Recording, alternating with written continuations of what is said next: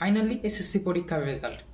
Hey guys, কি অবস্থা? আশা করি সকলেই ভালো আছেন। আজকের ভিডিওটি আমার মূলত করা হলো এসএসসি 2024 ব্যাচকে নিয়ে, যারা মাত্র এসএসসি পরীক্ষার রেজাল্টটা হাতে পেয়েছে। তো এর আগে আমি একটা ভিডিও দিয়েছিলাম এই রিলেটেড, এবং সেখানে আমি ক্লেম করেছিলাম যে আমি একটা ভিডিও দিব যে তারা কি ফাউন্ডেশন অথবা ডিপ্লোমা কোনটা সিলেক্ট করবে এবং তারা কিভাবে কি করবে অথবা মালয়েশিয়াতে আসবে, এটা নিয়ে আজকে বিস্তারিত বলতে যাচ্ছি। তো দেখতেই থাকুন।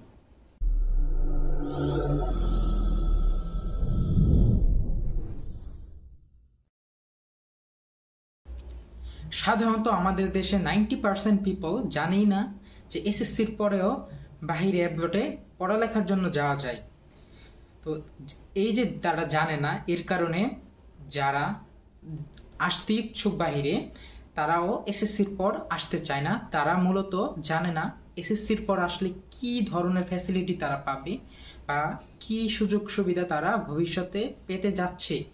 তাদের অনেকেরই এটা অবগত না, যার কারণে এসএসসির পর তারা বাংলাদেশের নর্মাল কারিকুলামে আগাতে থাকে, এবং যারা এই পথ থেকে একটু ডিফারেন্ট ওয়েতে আগায় তারা দেখা যায় তাদের ফিউচারে অনেকগুলো অপরচুনিটি পাবে, অর্থাৎ তারা তাদের লাইফে অনেকগুলো অপশন পাবে। এবং বাংলাদেশের স্টাডি কোয়ালিটির কথা ভাবি বা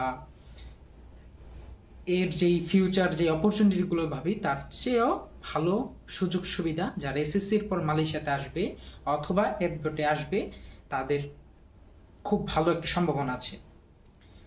তো এর মাঝে যারা আসতে চায়, প্রকৃতপক্ষে যারা স্টুডেন্ট মালয়েশিয়াতে আসতে চায় পড়ালেখার জন্য এসএসসির পর, এখানে আসার ক্ষেত্রেও তাদের কাছে কয়েকটা অপশন থাকে। যেমন তারা ফাউন্ডেশন করতে পারবে, তারা ডিপ্লোমা করতে পারবে। তো এই অপশনগুলোর মাঝে অনেকে কনফিউজড হয়ে যায় তারা কি করবে, তারা কোন কোর্সটাতে আসবে, তারা কি নিয়ে তাদের পরবর্তী পড়ালেখা কন্টিনিউ করবে।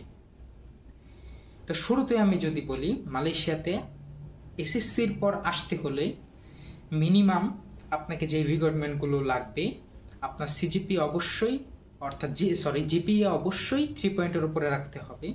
সেকেন্ড যে কথাটা বলবো, আপনাকে অবশ্যই পাসপোর্ট থাকতে হবে।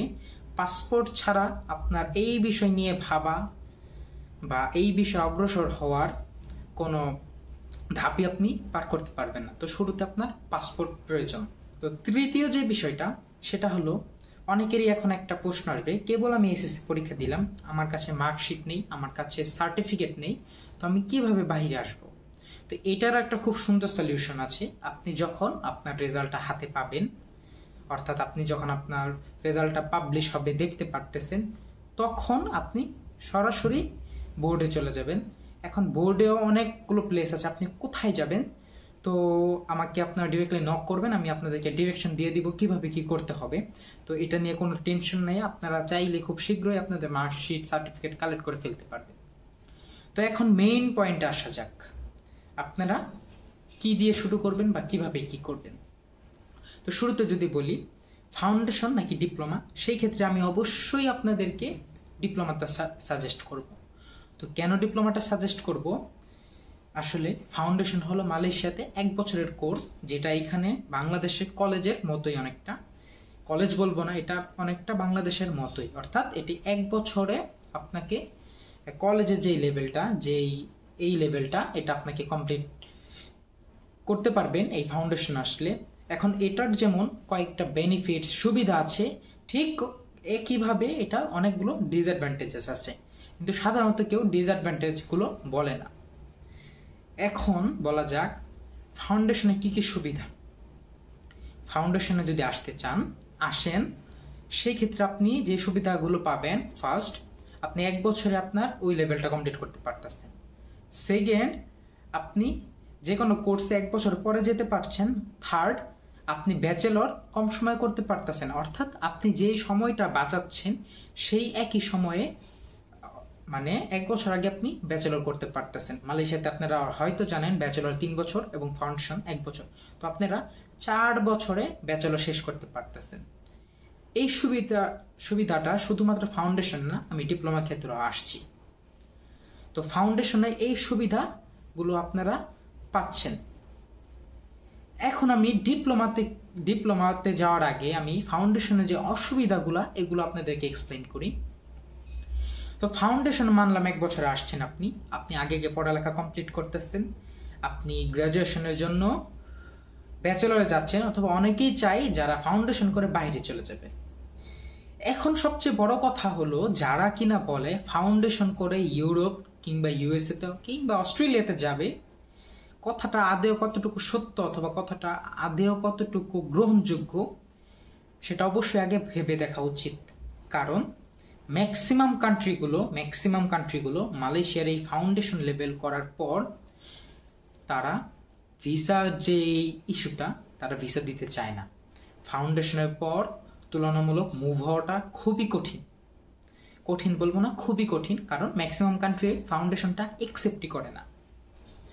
যদিও একসেপ্ট করলো, সেক্ষেত্রে আপনি এমবাসির একটা জটিলতা ফেস করবেন, কারণ এমবাসি আপনাকে এটা নিয়ে খুব পেইন দিবে এবং ম্যাক্সিমাম ক্ষেত্রে এখানে ভিসাটা হওয়ার সম্ভাবনা নেই।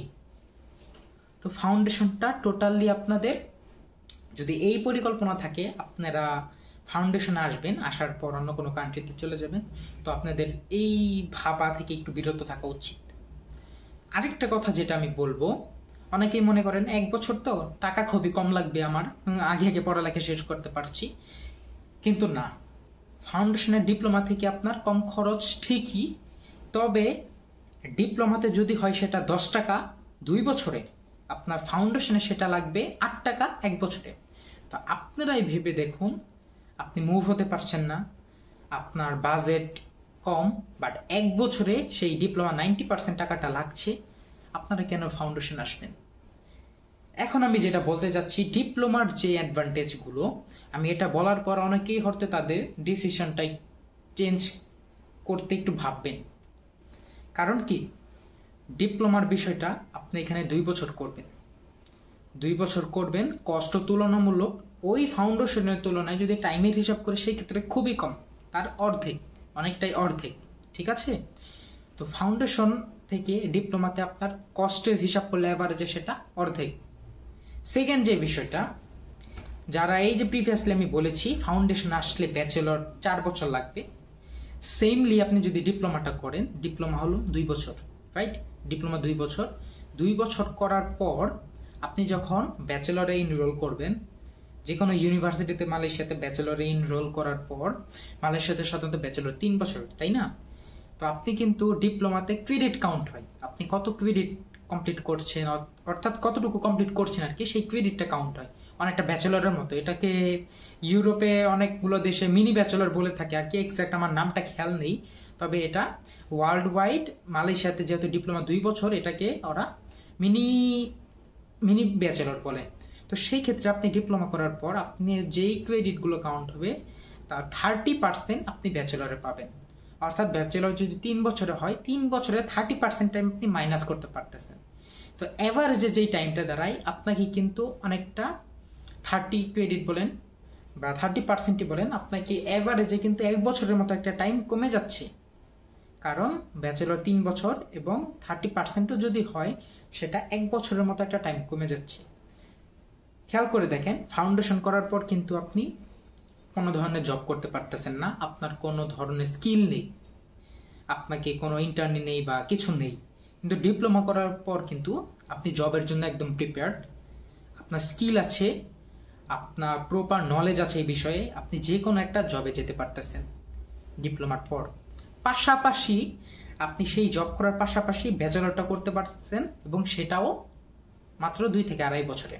তো এভারেজে যদি আমি হিসাব করি, আপনাকে 2 বছর এবং ওই দিক দিয়ে আমি এভারেজে 2 বছরই ধরলাম, তো 4 থেকে 4.5 বছরে আপনি আপনার স্কিল সহ আপনার এক্সট্রা কারিকুলাম, আপনার ইন্টার্নশিপ বলেন, আপনার জব বলেন, সাথে করে আপনি কমপ্লিট করতে পারতেছেন, এবং ফাউন্ডেশন থেকে তুলনামূলক অনেক কম।